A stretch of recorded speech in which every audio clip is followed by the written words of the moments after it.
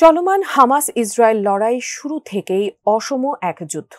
দখলদার বাহিনীর ভারী ভারী আধুনিক ট্যাঙ্ক, যুদ্ধবিমান ও সমরাস্ত্রের বিপরীতে নিজেদের নির্মিত রাইফেল ও আরপিজি দিয়ে যুদ্ধ চালিয়ে যাচ্ছে ফিলিস্তিনি স্বাধীনতাকামী সংগঠন হামাস।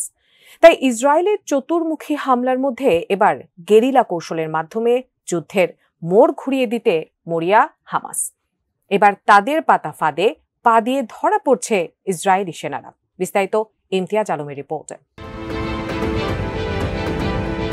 হামাসের পাতা ফাঁদে পা দিয়ে অজানা সংখ্যক ইসরায়েলের দখলদার সেনা হতাহত এবং ধরা পড়েছেন বলে দাবি করেছেন ফিলিস্তিনি যোদ্ধারা।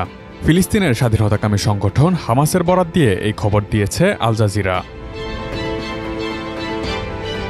গণমাধ্যমটি জানায়, একটি টানেলে ইসরায়েলের ইহুদিবাদী সেনাদের জন্য ফাঁদ পেতেছিল হামাস, আর সেই ফাঁদে পা দিয়েছিল ইসরায়েলি সেনারা। এতে অজানা সংখ্যক দখলদার সেনা হতাহত এবং ধরা পড়েছে হামাসের হাতে।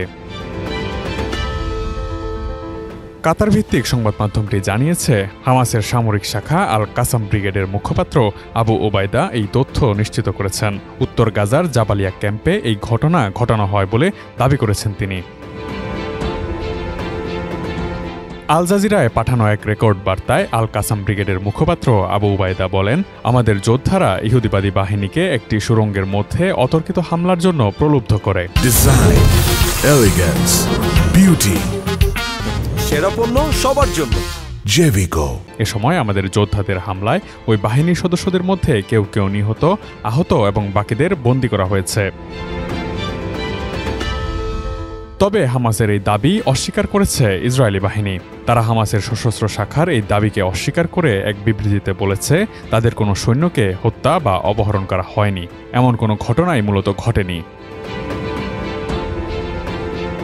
এদিকে হামাস কর্তৃপক্ষের একজন মুখপাত্র ওসামা হামাদান বলেন, ইসরায়েলের সঙ্গে সমঝোতার ক্ষেত্রে নতুন করে আর কোনো আলোচনা হবে না। এ ধরনের আলোচনা বরং ইসরায়েলকে গাজায় আরও বেশি হামলা করার সুযোগ করে দেয়। দক্ষিণ রাফায় ইসরায়েলকে হামলা না চালাতে আন্তর্জাতিক সম্প্রদায়ের চাপ রয়েছে। এছাড়া আন্তর্জাতিক অপরাধ আদালতও ইসরায়েলি বাহিনীকে সেখানে হামলা না চালাতে নির্দেশ দিয়েছে। কিন্তু ইসরায়েল আন্তর্জাতিক আদালতের সে আদেশকে অমান্য করে ক্রমাগত হামলার তীব্রতা বাড়িয়ে বেসামরিক প্রাণহানি ঘটাচ্ছে। গত বছরের 7 অক্টোবর থেকে গাজায় ইসরায়েলি হামলায় এ পর্যন্ত প্রায় 36,000 ফিলিস্তিনি প্রাণ হারিয়েছেন, আহত হয়েছেন 80,420 জন। Imtiaz Alam, desk report, ATN news.